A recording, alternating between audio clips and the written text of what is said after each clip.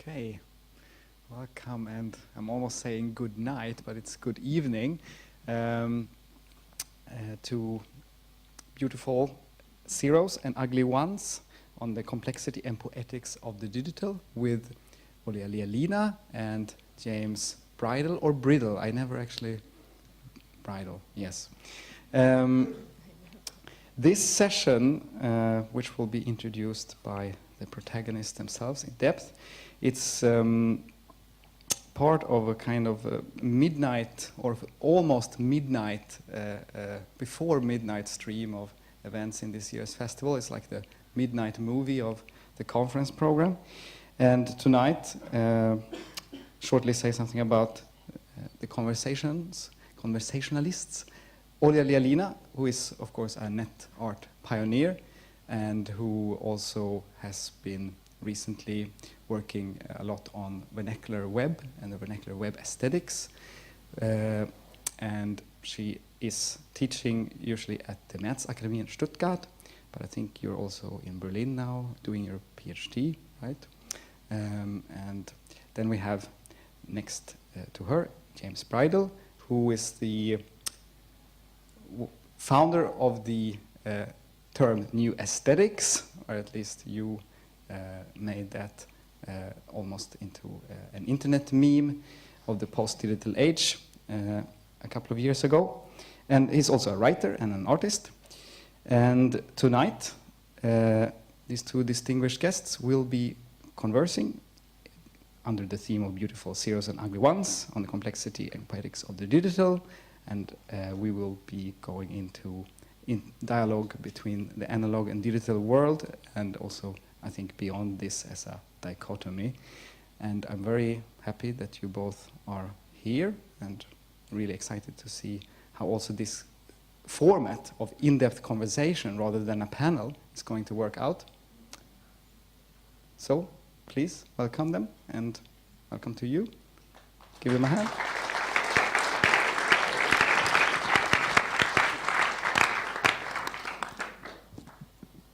Hi, thank you very much for inviting us. Am I loud enough?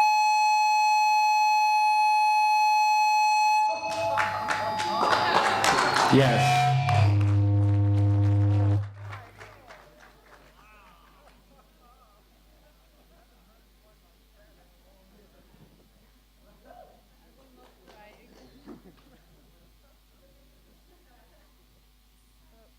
Thank you very much. Is it working? It's not working.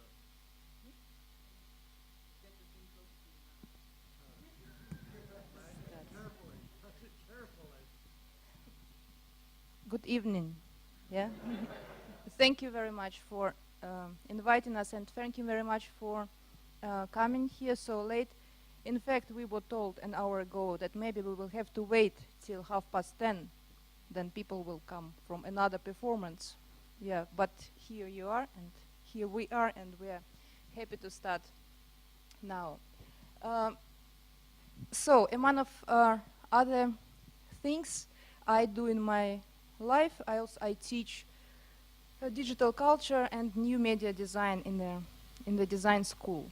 And of course, it is very often that I deal with the projects that in this or that way that they manifest the digital.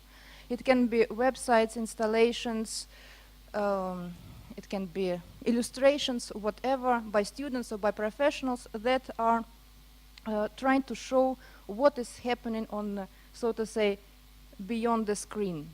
Yeah, what is the world that is happening in the computer. And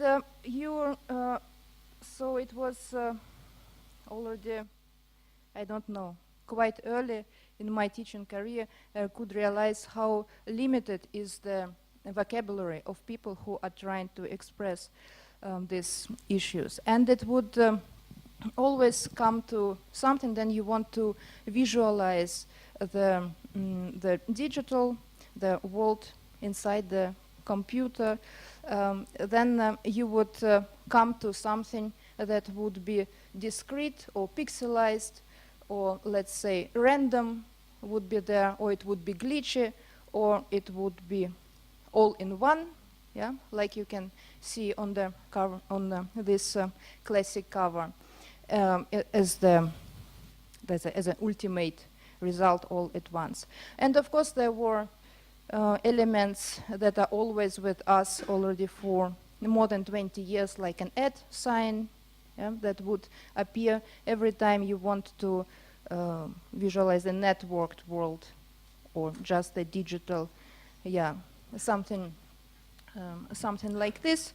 And the @ sign, and of course, yeah, always the streams of zeros and ones as an ultimate visualization of these matters. And this is why, so it was around 2005, 2006, that I proposed the project and course that would be called Beautiful Zeros and Ugly Ones, that meant to actually to develop what I wanted from the students, to develop the optic to see things differently, to see closer, or maybe to go to the particular distance and see it differently, but to be able to distinguish not just digital and analog culture, but to distinguish different digital cultures, to see low and high, this and that, so many different things, to see beautiful zeros and ugly ones, and beautiful ones and ugly zeros. And so this time is 2005, as I said, and this is a time that is quite important also in this respect for the media arts scene. It is then Nicholas Roy created the mechanical Pong, so they took the game that is the classic, the heroic early computer game, and make the real object out of it. Aaron Bartol started to put Google markers in the real spaces. Johannes Osterhoff would put huge submit button on the wall and invite people to click in the real space. Jan Robert Lechte was making the same with the scroll bus, creating constructions also in the real space. Corey Archangel would put on the wall the gradient and to give it a title that would be just a default gradient of the Photoshop. So all the artists and designers also materializing digital methods and phenomena and looking for the right language, and all this what some years later James defined as an eruption of digital into the physical. It's a very actually beautiful observation, and it's very precise, I think. What is interesting to note, though, is that the artists who were working in this field, they were, and there are more and more works, yeah, and they are still appearing, works that are materializing the digital. These artists are working in this simultaneously to the process that is going in another direction, and the direction is to make direction of human-computer interaction industry, of computer industry, of interface design industry, is to make computers invisible. So these are two processes going into the different direction. Yeah, one is to manifest the digital, and another one is hide it as far away as possible. And of course, it makes for the artists, it makes them a big. It creates more challenges than one could think. It puts more intrigue into all this field, and it also raises a lot of questions. Actually, what are you showing? What do you want others to see? Are you showing what you are allowed to show, or you are looking for the ways to show really invisible matters and something principle what would make many things also about the computer industry clear to them people. So, and this is what actually we are going to talk today about, mostly this, what does matter, to what we should pay attention, and what maybe we should ignore and forget as zeros and ones can be forgotten. Do you want to intervene now, or I can continue with the No, go on. flip? Yeah? No, this is not what I wanted to open.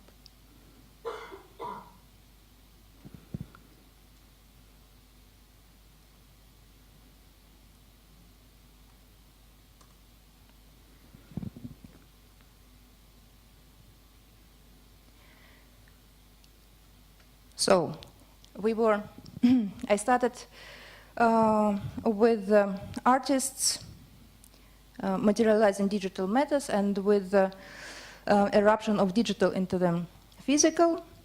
And then there is this process that digital is also, so to say, absorbed in natural and even organic. This is something, sorry for using this marketing terms, but this is what is used in the, now in human-computer interaction field, yeah, because if computer disappear, that everything becomes just organic. And then there is another process. The process, so that can be called, if I can so paraphrase you, the eruption of physical into the digital. Yeah? And here we have a lot of things actually we could discuss. All this would have go into connection with designing with metaphors. So then designers and hardware and software designers, they try to make computers to be like physical objects, like mechanical objects, to behave as something what we know from the physical world. There are different attempts and different aesthetics we can discuss here, but there is nothing in this field that would compete with paper, with the desire of the computer industry to make computers, to make interfaces be like paper. And this comes, of course, it has already 50 years old history, and the document processing was in fact the driving force behind the development of a personal computer, and the first screen looked like A4 format or US letter, you can call it.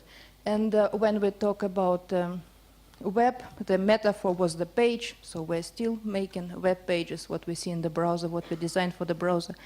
These are pages, and now we have in the app industry, we deal with something what can be also described as a sticker album.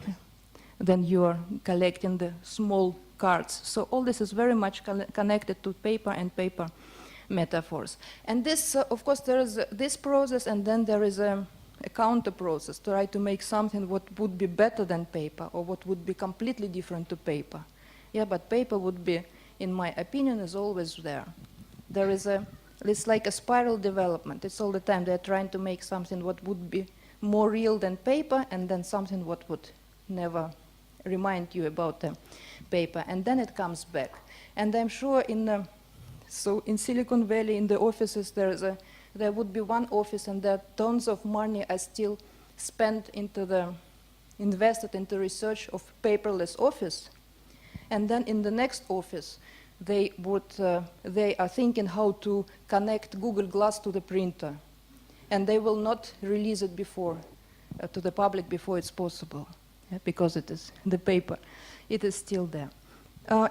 So it was yesterday that, or day before yesterday, that Facebook announced the Facebook paper, yeah, and it is.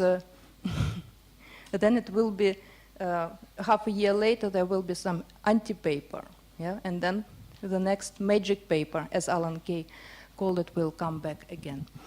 So I think you agree with me from your experience also that paper is an amazing and powerful thing, but I'm showing to you now this beautiful project by Dragan Espenshit to attract your attention to the special appearance of paper that fascinates me and others in the last years. And this is this flip, the flipping effect. Yeah? That is also, that has its history, of course. Let me show some pictures. We know it as we know how to make this flip in Photoshop. Yeah, it is some comments there. Also, we know it very good from the early web pages and from the from people also people were not only making it Photoshop, but there is a Cool Tools. This is a German software that where it was there also this flip, what I call actually iron flip, because it is a also reminds about the metal. It was the default filter there, and it was a very beloved one. So you would always try to make this flip to make your page look like a real page, or look like even more than a real, to make it more than a real. This now what I showed to you, this is a version of already printed version of the work by Raphael Rosenthal, but what he made in the beginning of of this century, he took the same effect, this flip effect known in Flash, and he just made an endless flip, also to show the hypnotic power of this behavior of the paper. Then, of course, the next stage was the appearance of touch devices. Yeah, and their flip was really was brought to the next level. But it always, in fact, if you would look at it, it never actually works. It's just flip. But you see that here you, of course, have an impression that you are missing something. There is something is printed on the page, but it is going back. Yeah, it's not. And sometimes there is another. When they noticed that it works like this, they removed text from this side of the page, so it's always the empty page. So it appears that e-books, they always have, should have double amount of pages, and one of them would be empty. This is their fate. And then one of the biggest new steps was the turn JavaScript, turn JS, yeah, that started to make it all in HTML, and then when it became possible in HTML, in HTML5, it became, all the web became just turning pages. And then there is the next step happened, yeah, this flip went out of the web and out of the interfaces, and is now to be found on the posters. Yeah, also on the real printed pages. And there it is, its role, in fact, is to look like something what comes, let's say, from the cyberspace. Yeah? This is something what belongs to this great digital world. So you see how what happened. Something from the physical world came to the digital, yet in order to make it more and more realistic. And then it became so extreme that it can come back to the physical and stay there for the brave new world. Or, for example, it's also be found like here on the... And there are a lot of examples like this.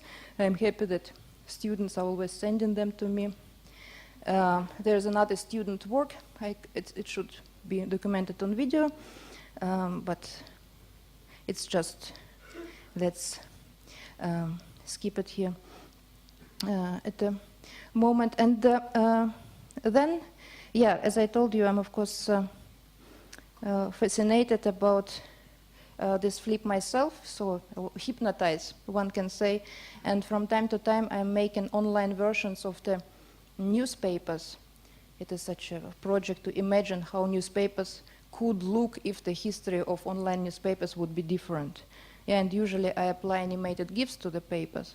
But a year ago, of course, I decided that it should flip, yeah, and then there should be something revealed. There is another newspaper, it's Libération, and it's also flipping.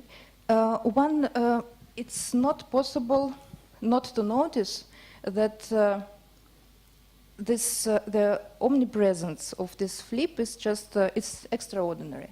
And that it is, in fact, substituting at this moment the click, the double click, it is swiping, it is sliding, it is scrolling, everything, in fact, step by step is substituted by this. And when it comes just to the special effects, there is also it is an unbeatable now feature you can apply to whatever.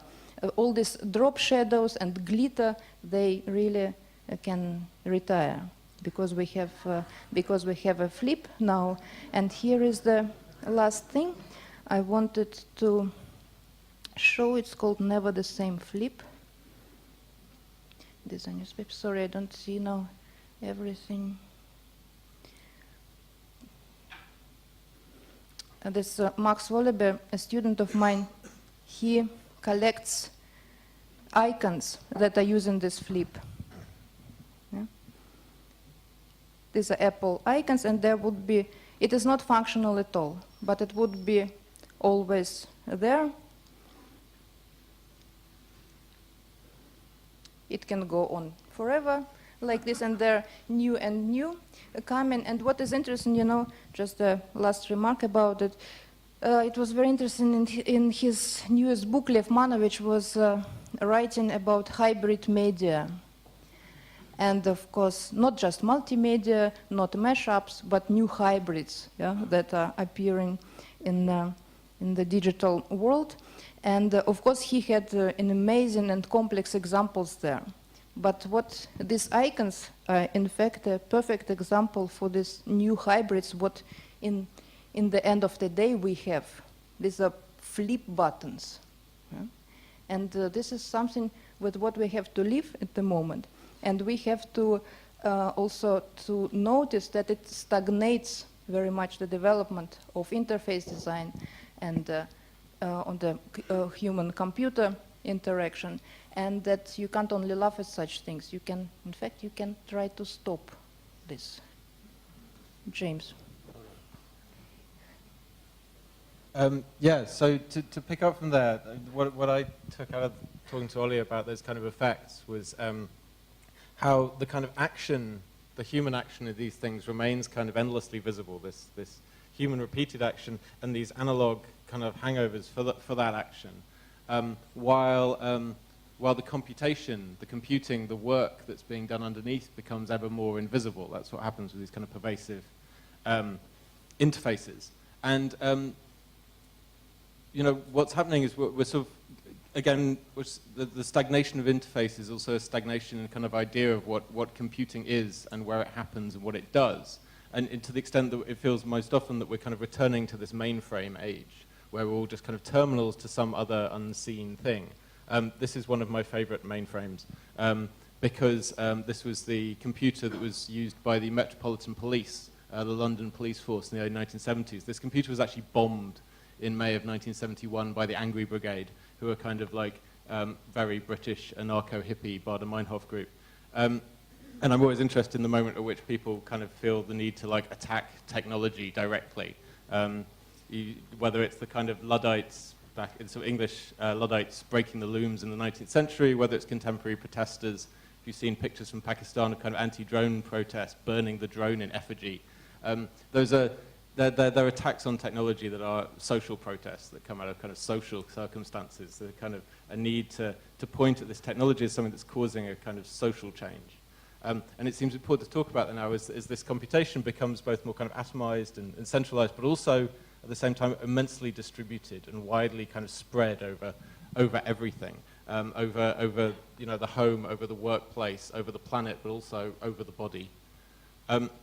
This is another mainframe, another favorite. I've got lots of favorite mainframes. This one is the ENIAC, which was one of the very first general purpose computers constructed at the University of Pennsylvania between 1942 and 1946.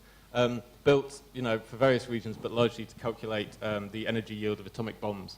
You know, it's your proper idea of a mainframe. It took up a couple of rooms with walls covered in valves and switches and this kind of, you know, huge machine.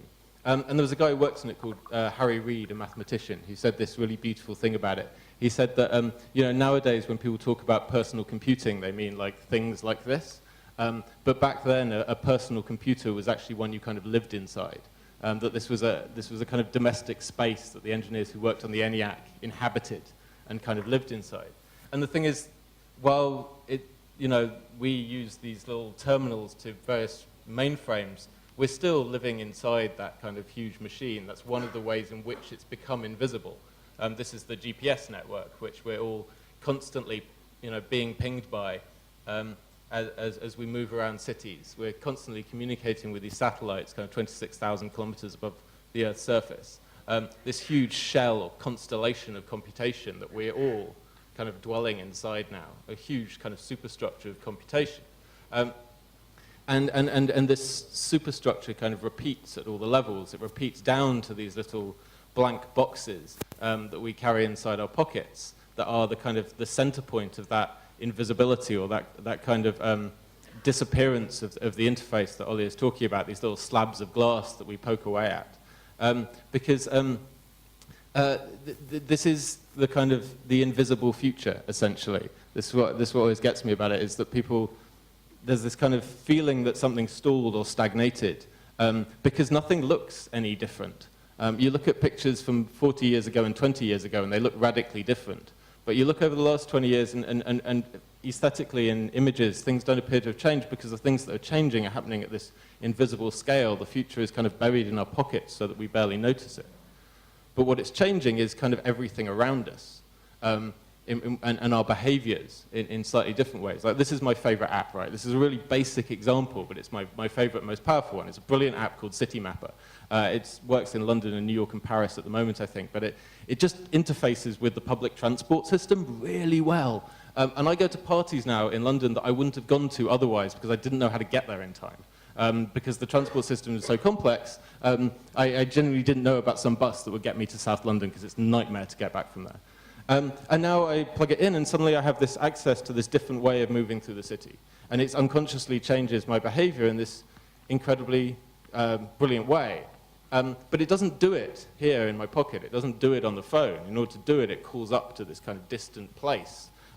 It calls out to a place like this, a huge space elsewhere, where I cause actions to happen. It changes my behavior, but I also change this place. Because every time I poke at that little slab of glass and knead it and stroke it, huge physical things happen here. Like hard disks spin up, cooling fans are activated, water and electricity kind of flows through this building, laser lights flicker down fiber optic cables. Like a huge, vast infrastructure is activated with these tiny, tiny gestures that we make, that consume kind of fuel and energy and time and people. Everything is in motion apart from the little thing that we hold in our hands. And it's this action of kind of outsourcing and offboarding our computation needs. And at the same time, we're outsourcing and offboarding our own cognitive functions, and particularly our memory. And I mean, I'm sorry to talk about glass. I hate it as much as anyone else. But it's the kind of charismatic megafauna of wearable computing. There's lots of other things that do what it does and do it likewise, but it has that special quality of coming into the world at a time when people need this thing to talk about. And so it's become the site of this discussion. And obviously Google's involvement in it makes us question it kind of particularly closely. And there's plenty of debates to be had about the kind of etiquettes that emerge from that layering over everything of computation, because it doesn't just affect us, but the people around us. It kind of spreads that computation outwards from us. And it affects not just our bodies or the bodies that program it, but the bodies that kind of surround that as well, and that are layered in turn by it. I've always liked this comment by the historian Tony Judt, who talks about history as a crowded place, a place you have to be aware of what's in it, because history is not an empty room, and you can't pretend it is, otherwise you'll keep bumping to all of the furniture. We're not isolated bodies, and these are not isolated pieces of computation. Distributed computation is not a series of isolated events. It's all these things acting together. In understanding that, it's also important to understand that outsourcing our memory is nothing new. We've always kind of offboarded huge chunks of our memories. My background's in literature, and what I've always been interested in is the way people, in the transition from physical books to digital books, a lot of their anxieties about that seem to revolve around the fact that they've embedded so much experience and memory in these physical objects in the books. And their anxieties around ebooks are largely due to the fact they don't They don't understand where those experiences are being embedded anymore. But we've always done that, and with our memory in general. We all know the experience of going back to a place and kind of recovering a memory that we would not have had, we would not have experienced if we were not in that physical location. We're doing that now, but we're doing it in these networks, in these infrastructures that we're slightly less sure of their weight, of their location. And for a long time, I thought I was looking for metaphors to explain the internet. I thought that this kind of thing of how we make the network visible, how we make it tangible, how we make it something that you can point at and articulate, was about explaining the internet. But the more and more I think about it, the more and more I come around to the conclusion that the internet and associated network technologies are things that we've been building to understand ourselves. In order they're mirrors of us that we've created at a time that we need them in order to understand something about ourselves, as we have done with every cultural tool that we've invented before. The network is a kind of unconsciously generated machine for unconscious generation. And you can see this happening kind of all around us in the oddest places. I love this video from Google a few years ago talking about what YouTube does, which is that it's a storage machine and a measurement machine for kind of human memory. This, seconds per second is a measurement of human memory. It's the amount of storage that we're putting of ourselves kind of into this network where we can hopefully recall it when we want. There's a novel by Greg Egan called Permutation City, where he talks about people who've uploaded themselves in various ways or running on a computational substrate. And he points out in it that the rich people will be able to run themselves faster because they'll be able to buy more computation time.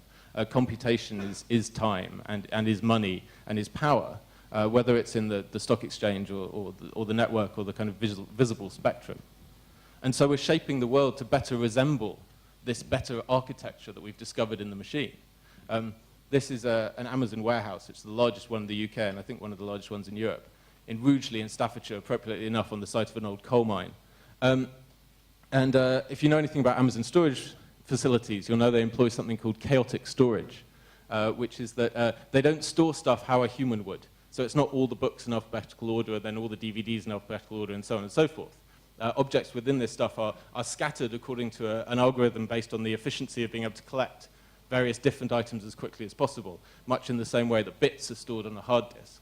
So we've developed an architecture, a physical architecture that humans navigate like a machine, and therefore require a kind of augmentation to navigate. This is what a couple of software scientists called Rob Kitchen and Martin Dodge call code spaces. These architectures that are generated out of not just blocks, but out of networks. So the archetypal code space is a place like this, the airport departure lounge, which we all know well enough. But you also know that it's supposed to function a certain way, and that can fail. And when that fails, it fails catastrophically, and you turn up and you hand over your documentation, and the expected outcome does not occur because the system says no. And in Martin Kitchen and Dodge's analysis of that, what they talk about is how this space is co-produced through architecture and software. And when the software fails, the architecture fails, because the two are so tightly intertwined that this stops effectively being a departure lounge and turns into this big shed full of angry people, because the two are entirely intertwined. This is a terminal that's worn by people who work in Tesco warehouses, not the Amazon ones. The Amazon use similar devices. It's essentially, it's a terminal, it's a wearable computer. It tells you where to walk within the space in order to collect the items that you need as part of your warehousing job. It has a number of social side effects. For example, it means you're too busy to form effective unions. It means your toilet breaks and lunch breaks are monitored, and you get points depending on how fast you walk, and they can monitor that very carefully. But it's also a remote control device for other people.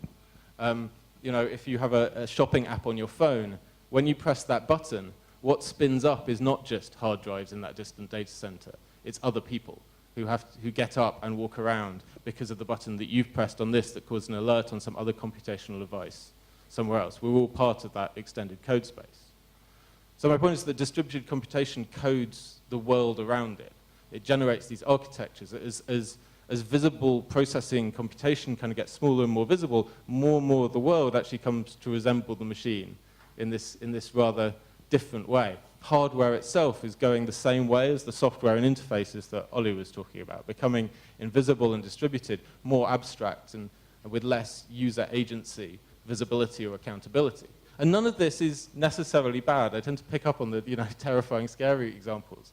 But what it requires is a kind of increased literacy from us and better metaphors and better ways of understanding it that empower us rather than disempowering us. Can we switch to my screen? I need to show to you the distributed network and the network architecture in action. And this is the project that I made in summer, and it is called Summer. And it's a classical net art project, classical net artwork. I was very happy 20 years later to make something what would still be, what would be on the online work that would be about the internet and would be not possible without internet connection. So you can see this animated GIF. You can only see it if your computer is online and if all the servers of all 28 people who host this frame, if all the servers are up. And I started this project here now in the moment when you were talking about that our every click, in fact, starts the enormous physical action somewhere. And this is what happens with this project, is that it's not just something running somewhere on the servers, but it means that I all the time have to stay in contact with all the people who have this frame on their server. I have to be friends with them, that they don't delete, so I have to be nice to 28 people. And, about the real action that makes things work. Half an hour ago, it was an effort of 4 people to force somebody, Ben Finneradin in New York, to put his server up again, that this GIF can run smoothly for this presentation. But 17 people retweeted our plea to Ben to get his server back online quickly just before the talk. Yeah, this is the real action. Yeah, sometimes we don't understand what is really happening. But I made this just some words about this work because it was again about showing something very important. I made it not to show myself so much, but to attract your attention to the location bar, to the addresses that are changing each other. And this is the way, our main way, in fact, to see the internet, to see the connection. So things that are happening in the location bar. And there is another project, maybe similar to this, but nobody will be swinging here now. I'm collecting the invisible GIFs that from different sources that are still online. This one is still online, and this is from GeoCities, and GeoCities are down. But transparent pixel, one-to-one pixel, is still there. This is in general a magic thing. And this is how I started to collect this very important for the network GIFs. They are framed, but they all look the same. Let's say they don't have any look at all. I'm looking for some imports. Yeah, this one you all know, but you never see it. Yeah, maybe in fact there should be some claim made once that clear GIFs, they should appear in the red frame, or some big 20 pixels frame should be always around the clear GIF. Yeah, because it is collecting, it is tracing you. It is a web beacon, so to say. And this one you understand. Yeah, again, this one you understand what it is doing. It is appearing in your email. But there is 2 more. There is images clear.gif. And then my favorite one, is this one. It is in parent directory. And it is there on Google.com since 1999, at least. Yeah? And they and Google, they don't know what is the difference in between, or they don't want to say. They say that probably it's just different scripts coming running from different servers, or one is just forgotten. And the funniest thing is maybe this one, the clear GIF, that nobody remembers what it's doing there, that it's not a web beacon. It's not doing something bad or nice or anything. It was there to make the layout of the Google look nicer. You know, such a very prehistorical way to make layouts. And it is still there on the Google. So these very invisible tiny images, I think they are important for me, at least for somebody who is also collecting the history of the web. They are very important to see them and also to show to them. Yeah, and I'm happy that I'm allowed to do it. Shall I show my version of the clear GIF? Yeah. Do Yeah. you have one? Well, I have my. It's not quite the same thing, but it's the for me it's the. But it can be only the same. It can be different. It is not the same as the clear GIF. It is a different sort of image that persists, I think, that I like or not like. This is an image that many people might have seen around the web, and it persists again with the assistance of Google, just as the clear GIF does. This is the front page of The Nation, a Pakistani newspaper, in which I've seen this image many times. This is an activist report from Article 36, a British human rights charity, showing the same image. I'm fascinated by drones for the way they embody a huge amount of the way that technology works in many ways now, this invisibility that we've been talking about. Drones take advantage of this invisibility. They reproduce the qualities of that invisibility by being kind of invisible to both the human eye in flight, both to kind of, but also to kind of legal process and moral process in a number of ways, while permitting many of the same actions as the internet does, which is particularly sight and action at the distance. So for me, they're kind of avatars of the network that tune to a certain kind of dark violence. But what's particularly interesting about this one is that it's been seen in many places, and the reason you see it all over the web is because it's the first Google image result for drone, if you search for it. And therefore it's taken up in media and everywhere else and endlessly reproduced. And you can find it all over the web. But what no one seemed to notice about this was that it's not real. I finally managed to track down the origin of this image, and it's complete fabrication. It was first posted online by a 3D hobbyist who built it in 3D Max. And then, if you look closely enough, it's perfectly obvious that there's all kind of problems with this image, from the typography and the tail number and so on and so forth, and no one has this image. But it's an image of an invisible technology endlessly reproduced. It's everything that goes unrepresented. But the image of our most dreamlike machinery itself being a dream, but used to support structurally discussions around this issue. I may be forcing the clear GIF connection a little bit more. But for me, it kind of stands in for all of our discussions about these technologies, that we don't quite have the right tools to discuss them properly because we haven't thought of the ways to kind of visualize them well enough.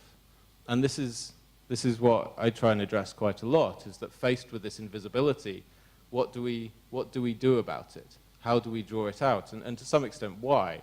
This is the series of works that I've done around the drones, of the most basic thing you can do, the simplest thing in the world you can do, which is to draw the thing out, right? Simply to sketch it, to put the outline of it down on the ground as a thing for people to talk about. And the weird thing about these works, these drone shadows, is that the first thing everyone says about them when they see them is like, wow, I had no idea they were so big, which is such a basic reaction, and yet such a fundamental one that seems absolutely crucial.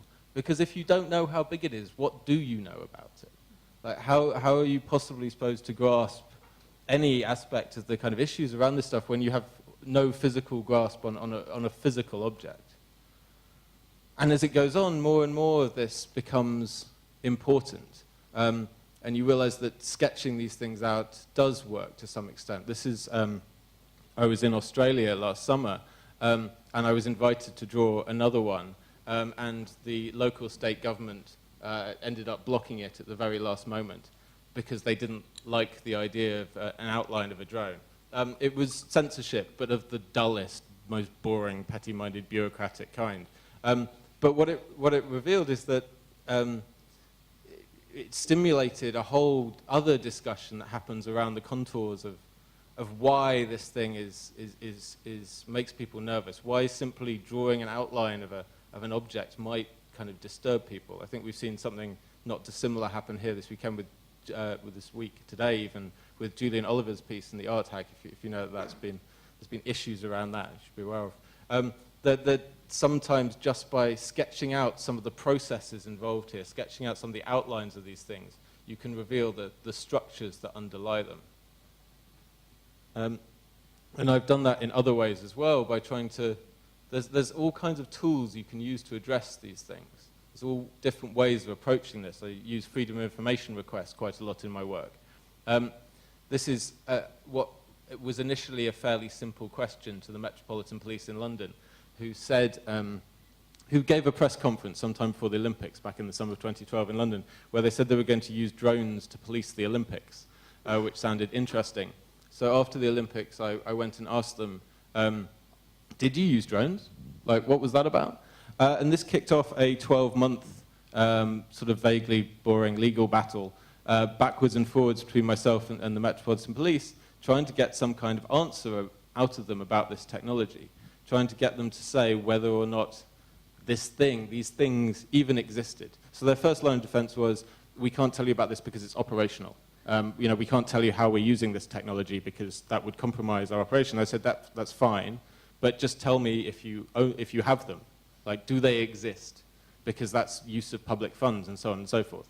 This went on for some time. It went through a whole bunch of different legal kind of battles and definitions. And ultimately, just a couple of weeks ago, the Information Commissioner in the UK, who's in charge of deciding what they're allowed to say, issued this notice in which they agreed with and ratified the Met's decision, which is that, and making it policy, which is that they don't have to talk about drones because drones are in some way magic, right? That what's interesting about them is that the technology, not even the technology itself, but the mention of the thing itself, even to discuss these networks, is not just forbidden, but kind of carries the secrecy over from another domain. That because the object is verboten, the thing itself kind of can be used to carry that border of secrecy, and this will be used as precedent for talking about other parts of kind of police operations or whatever. But it's the use of the technology, of the veil of the thing itself, to freight or transport this kind of secrecy across. So when we talk about secret technologies, as have been done quite a lot over the last couple of days, we're not just talking about the technology itself, we're talking about the kind of attitude and mindset that comes with it. Indeed, the coding of the environment and the infrastructure and the architecture that I was talking about before. Still, though, I think we've done something successful here, in that this has kind of brought out and sketched this into the public imagination. I should just go skip over this bit a bit. And what I realized in doing this is that the tools that we're doing to kind of reveal this stuff about the world through examining technology are amenable to other areas as well. I did a lot of research and writing last year about domestic surveillance in the UK. It was weird. I was doing this work and then the whole NSA stuff, and it started to look very small and very villagey. But it's always nice for me at least, to focus on stuff that's happening, in the UK, that's stuff that I can affect directly. And I was particularly looking at the incredibly boring area of number plate collection, which the UK police really, really enjoy. They've got cameras all over the country tracking the movements of all cars. Germany brilliantly has banned this because apparently, as we're hearing, rather ahead on some of those surveillance issues. In the UK, they're first and foremost, and the police love them. But what was really interesting to me was that I was doing this research into it and looking back through the legal structures that permit this. I was taking the same strategies I used to kind of research technologies and going back and reading the law. Because again, in the last few years, we heard a lot about how kind of code is law and generates stuff, but law is a code as well, and it generates the world. That's kind of the origin of that phrase. And if you go back and you read all the legislation around this stuff, you see that in the privacy laws, Britain has privacy laws, but if you go back and you look at that privacy law, you see there's very specific exemptions for the things that they're actually doing. So that the car tracking stuff was specifically exempt from the data privacy, i.e. cars are not considered to be, car number plates are not considered to be personal data under the law. And you suddenly realize, well, that's like a huge kind of gap, and like something must fit into that. It's like kind of performing a brass rubbing on the law itself to kind of reveal the gaps that are made possible in there. And when you start to kind of perform that action to all the world around you, and particularly the technological bits, and looking for those missing spaces and missing gaps, extraordinary things become revealed. Because like truly seeing the present, truly seeing the world around us is a political and technological privilege. This is an image that I made in Photoshop, but it's based on Omar Fast's extraordinary film, 5,000 Feet is the Best. And there's a passage in that film where he's interviewing, or an actor is talking through an interview with a drone pilot, and he talks about this laser targeting system, and how the Marines out in the desert can order down an airstrike, and they'll see a drone in the sky painting the target with a laser. And they can put on night vision goggles in order to be able to see that. And this is an image that allegedly represents that in some way. But the Marines call this the light of God. It's this light that comes down from heaven and kind of marks out the desert. But it's a light that's only visible to those with the technological augmentation, the night vision goggles, the associated equipment with which to see it. It's a different way of seeing, a technologically augmented way of seeing, and a costly financial one that's politically limited. And when you start to see that, you start to see that action everywhere around you in the world. It took me ages to connect to these two images, but I was there for this as well. This was the opening of the Shard, which is Europe's tallest and most horrible skyscraper. Opened in London last year, and several thousand of us turned out on the banks of the Thames because we'd been promised an amazing light show and fireworks display. And the thing is, it didn't look like this. It looked nothing like this. Several thousand people went home very bored and disappointed because nothing happened. And yet the next day, the newspapers were full of pictures that looked like this, because all the photographers, the press photographers down on the river, were using very high-quality lenses and long exposures that could see these lasers coming out of this thing that the human eye couldn't even pick up. And this was the kind of perfect example of power speaking kind of directly to power through the medium of this technological augmentation and completely bypassing the human eye and human and view.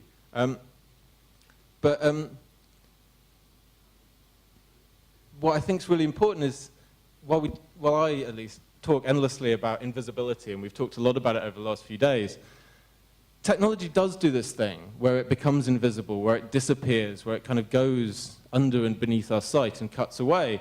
And that's a very powerful effect that it has. But we can also get deeply hung up on it. I happen to think that actually many of the uses of technology make that stuff more visible, if only we have the ways of addressing and seeing it. In and of itself, this isn't just about the artistic practices of kind of sketching it out and showing it.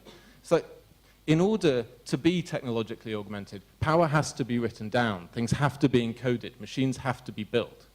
So actually, in the very action of becoming invisible, these things become more visible because they are reified in stuff that's around us all the time. See, power used to have access to far, far more secret things than it does now. We actually have the opportunity to see far, far more around us than we ever did before, and see far more clearly if we take up the technological kind of literacy with which to read it and render it visible. So for me, the kind of this question of the aesthetics and the poetics and the being able to see this stuff is kind of inseparable from its function and from its action. The digital is always enacted. It's always being run. It's always in motion. It's always akin to performance. So it's not enough just to kind of present it as a static thing or as a static system. The only viable kind of digital action is to act. Yeah. Wow.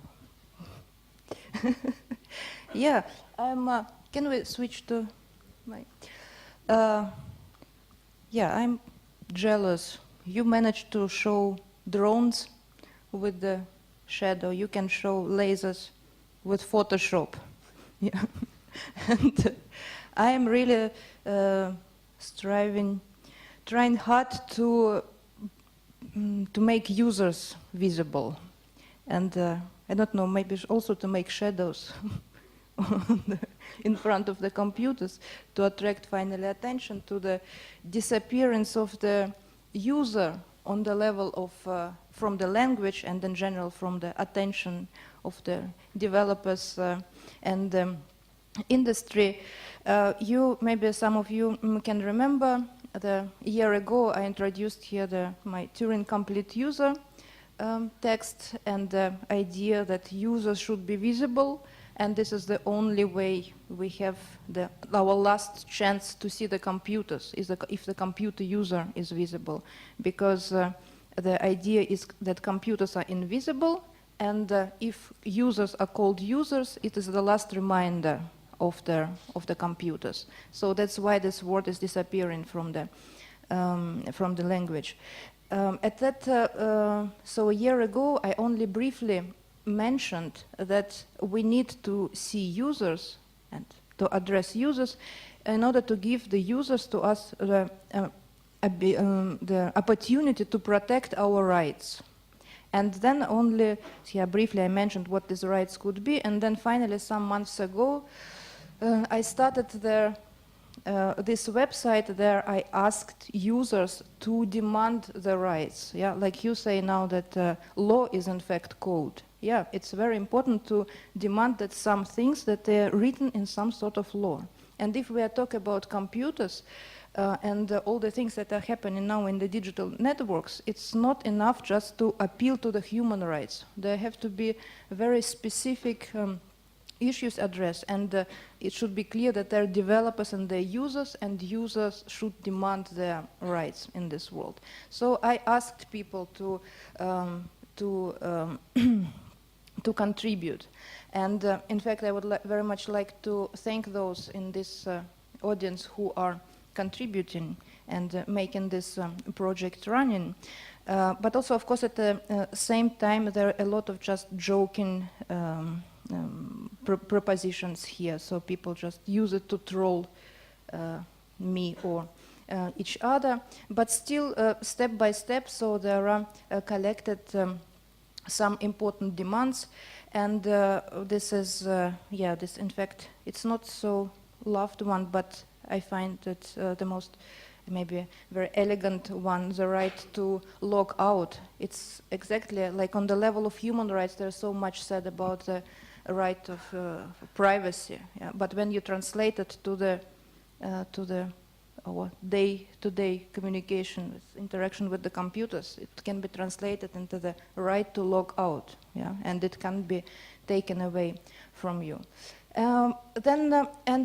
You know, it's quite difficult what I want, what a connection with what you are saying, that in fact it's quite difficult to show and to see such things, because things are, these are functions, yeah, these are not visuals even, these are not icons, these are operations, and such things as undo here, for example, yeah, the right to undo, that was in fact the first one that I suggested, and it's now on the top of the, still on the top of the list. Yeah, how to see it? At a certain moment you understand that it was taken from you with the mobile devices. The iPhone users can still shake their phones to undo, but not even everybody knows it. Android users are like left without this, and some noticed, some accepted it, yeah, because it looks like, yeah, it is in the idea is that the interfaces that are given to you, they are so smooth and leading you so perfectly to the goal that you don't need to undo. But in fact, I think that we should fight for the right to undo. Yeah, I tried to make it more prominent that you, to make my argument bold, so to say. Yeah, the right to undo, because of many reasons. First of all, it is a historical.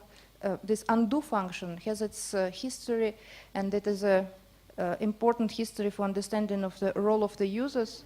It was introduced or conceptualized in IBM in '76, and the idea was not to scare users away. It was clear that there would be people who are not developed the system, that they would come, and to give them chance to make a mistake, yeah, to fail. This comment was conceptualized. Then another big thing also for visibility of the computers. It's one of the not many left to us generic cross-application comments, and it's for the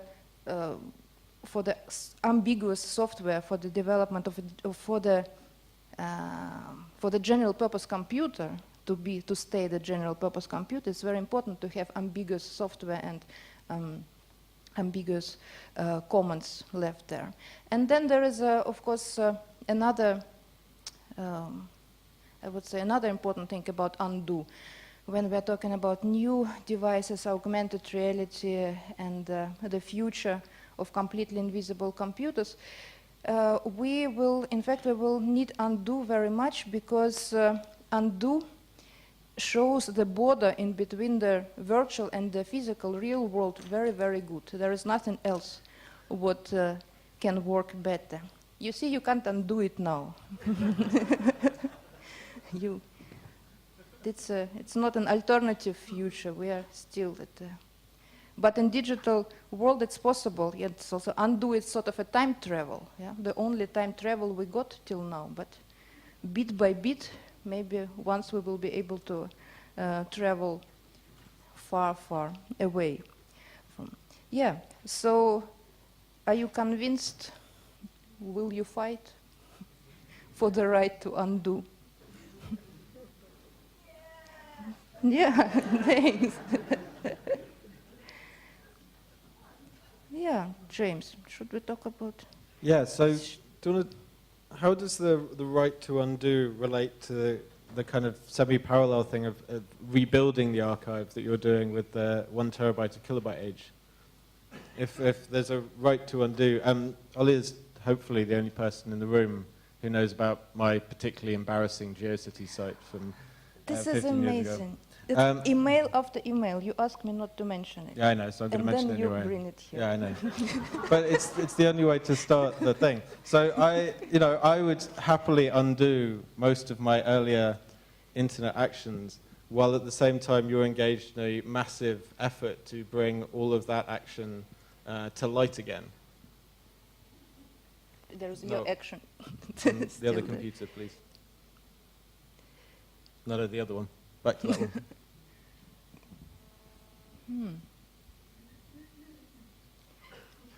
Yeah, this, what can we do? If we're talking about undo, we are trying, Dragan and me, as good as we can to undo Yahoo's action. Yahoo in 2009 deleted GeoCities completely, yeah? And archive team rescued it. We analyzed the archive, we made it usable again, and now we are feeding the web with its own history. So every 20 minutes there is a new screenshot from the GeoCities archive. It is not really undoing, but it is creating giving the people the chance to see their history. Yeah, and that is it's interesting what is happening right now. We have almost 9,000 followers. I really would want to say that we have over 9,000, but it is still not truth yet. And mostly these are kids, these are teenagers, and they see the screenshots. They see they reblog and. Mostly things that are not because it is in Netscape browser, not because it has something to do with history or they are interested in under construction science. They see manga, so they immediately reblog it. Or there is a beautiful picture of Leonardo DiCaprio it's immediately popular. So it's not so, people don't really see it how we see it. It's not a history, but these are cool websites that are going to come in. And yeah, it's a constant stream. And actually, you also have a constant stream of something. I have a couple of constant streams, one of which is a Tumblr that I can't leave alone, which is the new aesthetic itself, which is something that you know, I started and then ran for a year, and sort of tried to leave alone for a while, and then realized it was still happening, and therefore I couldn't stop kind of adding to the collection that I was making. And I have a similar problem with another of my projects, which is called Dronestagram, which is another drone-based project that takes place on... What should I? You're too fast. Okay. Dronestagram. Yeah, go on, put on Dronestagram. It's the more grim of the two. Hmm? Maybe you can switch to... No, it's all right, go on. This is fun watching people type. I can't use your thing. Comes out on Instagram and Tumblr and all these things.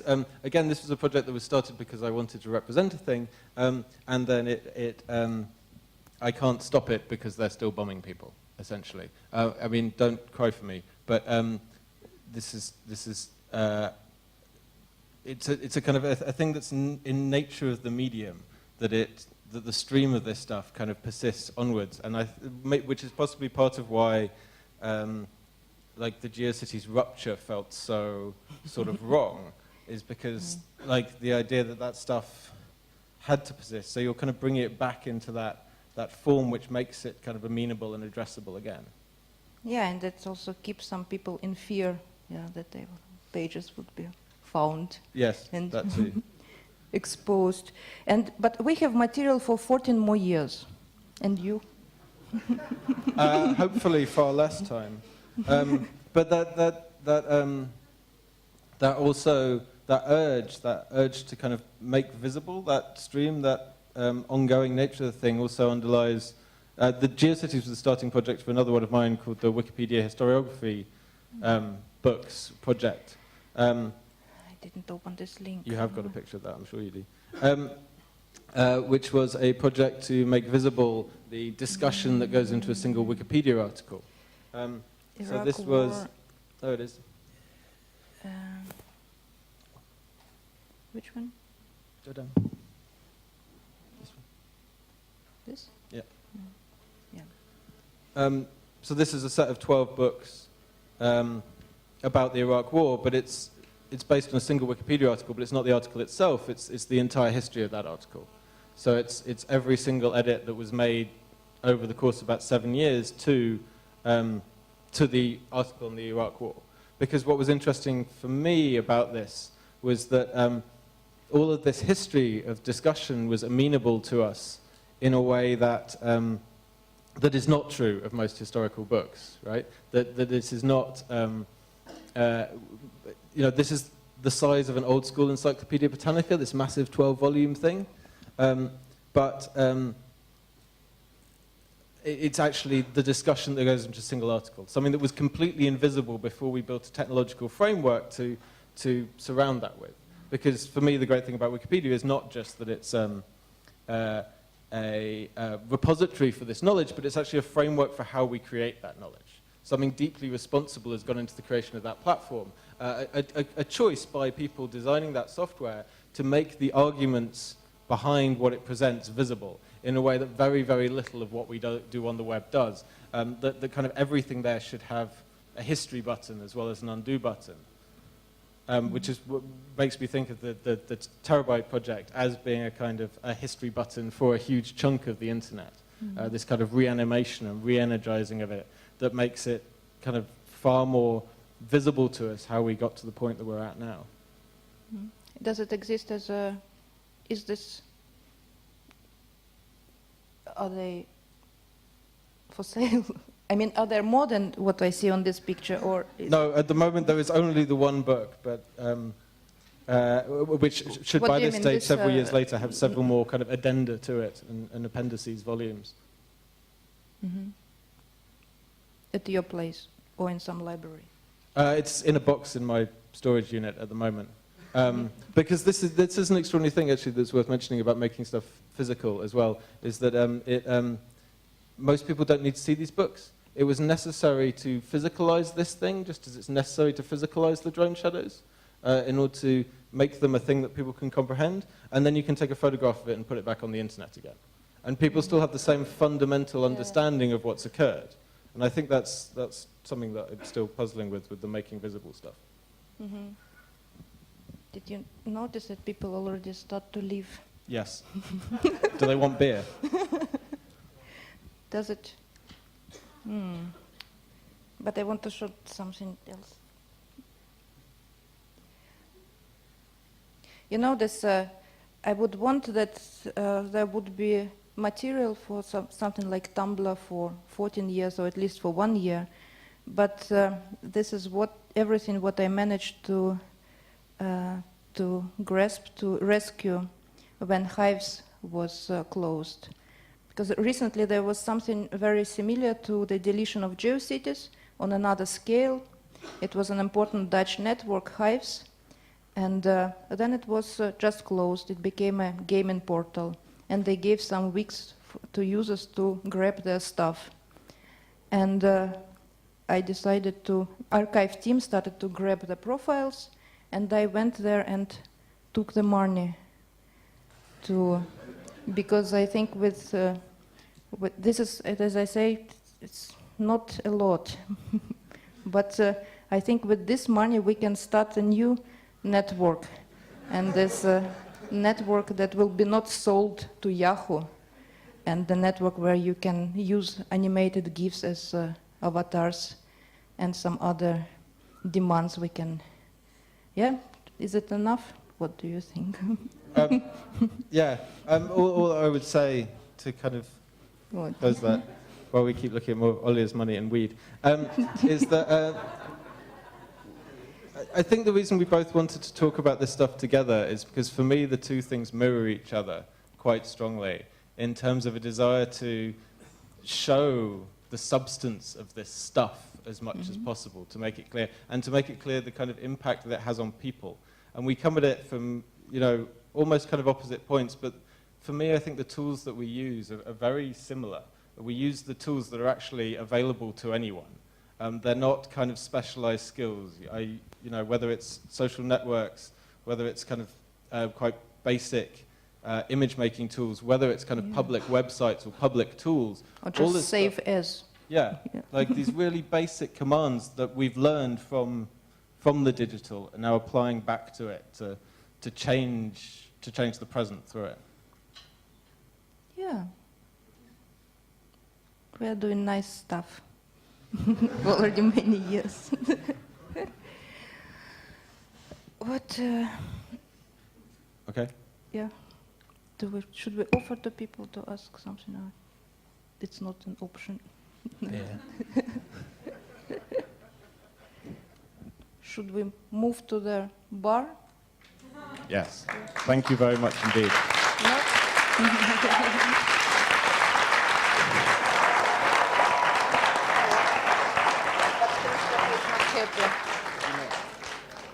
Christopher is not happy that there were no questions. Yeah?